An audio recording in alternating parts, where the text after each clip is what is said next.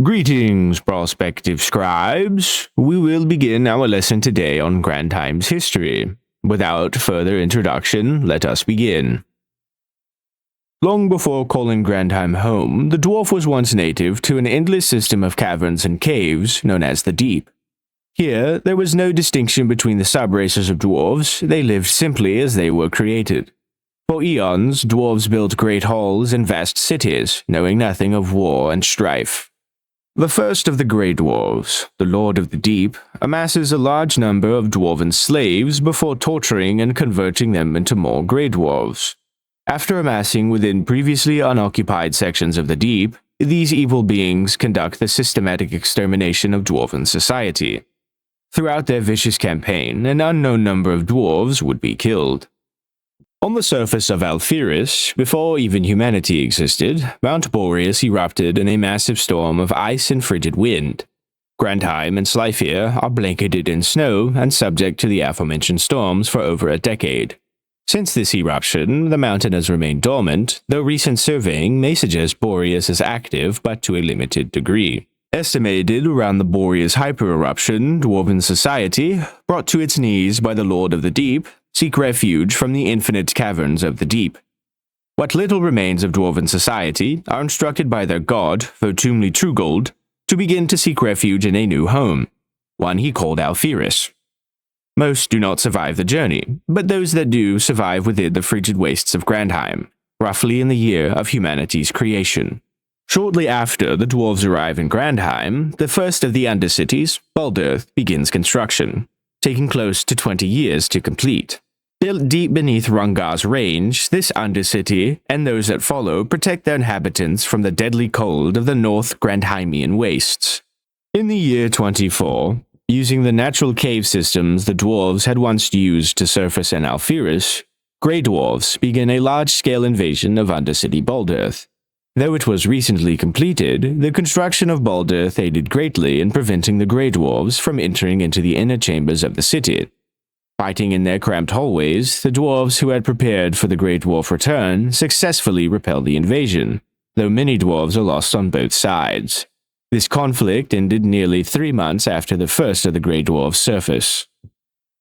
In the year 25, 3 months after the Grey Dwarf invasion, pitch-black warships land across Alpherus.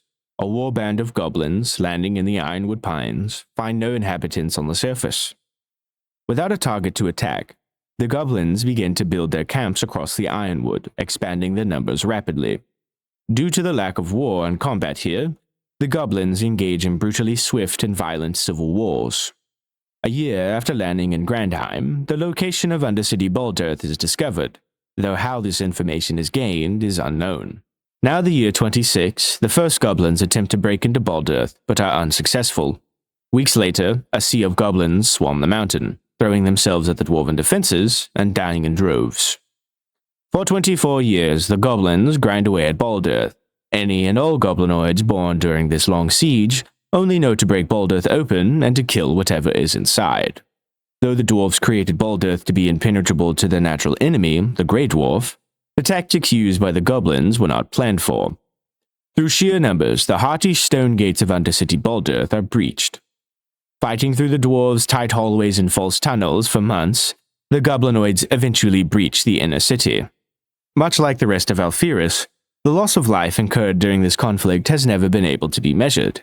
And in their final moments, when all hope of survival had been lost, a blinding light entered the city, Frolki, the Sword of Mortals.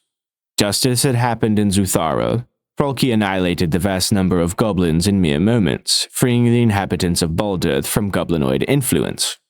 Though the dwarves had survived thanks to Frolki, most saw his intervention as a gift from Votumli, and would go on to attribute Votumli as the divine light. As dwarvenkind begins to return to normal, settling back into their work and family life, a number of dwarves choose to leave their mountainous confinement and eventually settle the far warmer south of the Ironwood Pines. Many settlements and camps are founded, but of them only one is of import, Ansburg.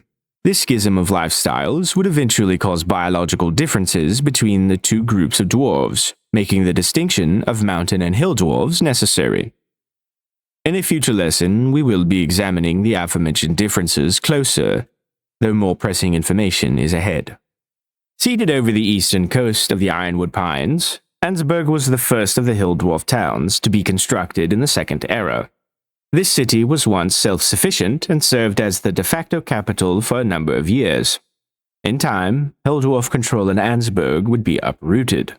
The Wood Elves of Keoth, seeking refuge in Grandheim, construct the village of Grandheim, south of Ansburg. Seen as a recreation of life in Keoth, many Wood Elves would find themselves living in Grandheim, causing the city's rapid expansion. The Mountain Dwarves, seeking to replace their fallen brothers and sisters, create the first instance of artificial life, the Taurics.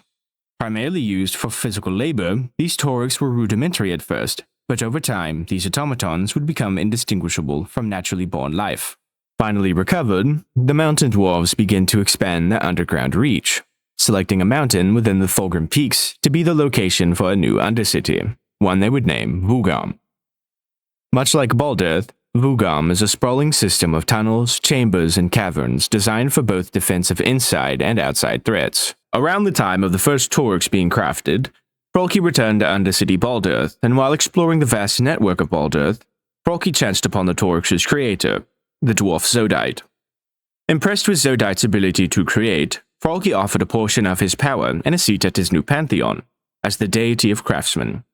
Zodite accepted this offer, and when he was killed by his creation, the Taurics, he arose no longer as a dwarf, but as a god. On the surface of the Ironwood Pines, the hill dwarf settlement of Cogwer, seated by both the Cog and Avon River, begins to become more populated.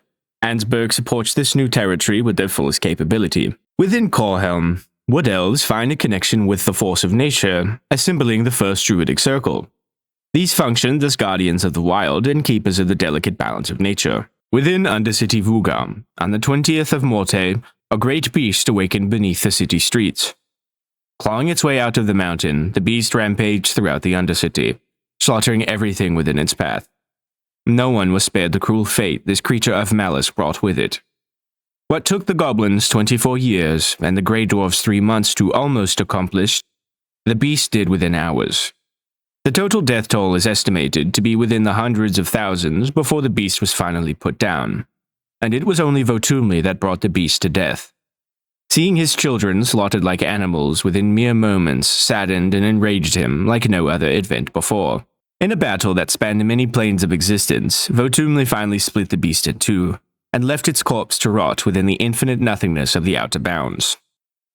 Following the Night of the Beast, Undercity Balderth devises a military strategy to secure the current and future Undercities from internal attack. Though our order has on many occasions attempted to ascertain information on this secret military force, the Mountain Dwarves remain consistent in their refusal. In the beginning of the Third Era, after Cogwer is elevated to rival Ansburg in both size and population, a new village comes into the fold, one named Brintrim. And though it is quite a distance away, both Ansburg and Cogwer open trade routes and assist the village in growing exponentially. Following the growth of Brintrim, a Druidic circle begins to attack the newly established colony. The fighting is not particularly violent and mostly consists of the destruction of a few buildings. The hill dwarfs are not dissuaded. Around the time of the skirmish in Brintrim, the UZF lands on the southern beaches of the Ironwood Pines. Seeking out the closer wood elves, their delegation is attacked, but only a few die of their wounds. Now choosing to avoid the wood elves, the humans arrive in Cogwer and bring their proposal to Ansburg. The UZF agreed to establish their newly founded guilds and holy orders in exchange for trade and new colonists to aid in hill dwarf expansions. Shortly after the deal with the hill dwarves, the delegation moves north into the wastes. However, most die before ever reaching an undercity. The few that do are presumably turned away, though none ever return. After the efforts taken in Undercity Vugam to repopulate are successful, a third Undercity is created. Undercity Migolern sits west of Balderth and remains in Rungar's range. As if made aware of Migolern, the Grey Dwarves of the Deep surface within the fledgling Undercity. During this attack, the Underguard are deployed and help prevent the attack before any Grey Dwarf could breach into the inner chambers. Previously unknown to our order, the Underguard deploy using some form of teleportation or slipgate, though the details of this are still unknown. Through scattered reports and testimony of wood elves who lived during this time, the Druidic circles in Corhelm began to display increasingly violent behavior, A common piece of information seen through all testimonies was the mention of a phrase: "Peace is for the defilers, nature only knows war." Unsurprising to us now, but quite surprising to the citizens of Ansburg, the Wood Elves attack their capital at dawn. Reportedly using beasts and sentient trees to ransack the city, most inhabitants die in the resulting chaos. Now, Ansburg sits as a central home for Wood Elves, and much of the town is overgrown, with an extremely tall tree growing from the center of Ansburg, though this would come later. Reeling from the attack at Ansburg, the Hill Dwarfs begged the UZF's assistance in helping to prevent further losses. Dubbed the War of Stone and Wood, this conflict raged for 2 years. Using the Order of the Sword and the Order of the Rose, Hill Dwarfs devised a plan to retake Ansburg, or possibly Grandheim, or better yet, both. Hill Dwarf troops would be sent to attack at Ansburg, while the Hidden Holy Order forces would attempt to invade Grandheim. While sound in its planning, the Wood Elves of both Ansburg and Grandheim predicted this attack, and successfully thwart their plans. For a bit of information that I myself was privy to, those that survived Ansburg reported an unnaturally old presence, though this phrasing and lack of information leaves much to be desired. Following the Wood Elf victory, their armies marched further west, seeking to take Kogwa as well. However, knowing the threat the Wood Elves pose, the Hill Dwarfs and Holy Orders withstood their siege and defended their home of Kogwa. To cripple the Wood Elf territory, the Order of the Sword began the forceful deforestation and immolation of the eastern ironwood pines. Though the plan is executed to wild success, many lives are lost on both sides. For a year, large sections of the ironwood pines stood as coal and ash until the Wood Elves, presumably using their druidic magic, regrew this burnt area seemingly overnight. In some sections, it seems that this growth is thicker and denser than before. Truly fearing this unexpected outcome, the Hill Dwarfs abandoned their aggressive efforts and sent a message of peace to Ansburg. Though it was never officially accepted, it was also never officially refused. Though we cannot safely say this conflict is over, it has since been suspended until either side makes a move, so to speak. During the War of Stone and Wood, shortly after the successful defense of Kogwa, the Hill Dwarves scrambled to build 2 new settlements in the western tundra.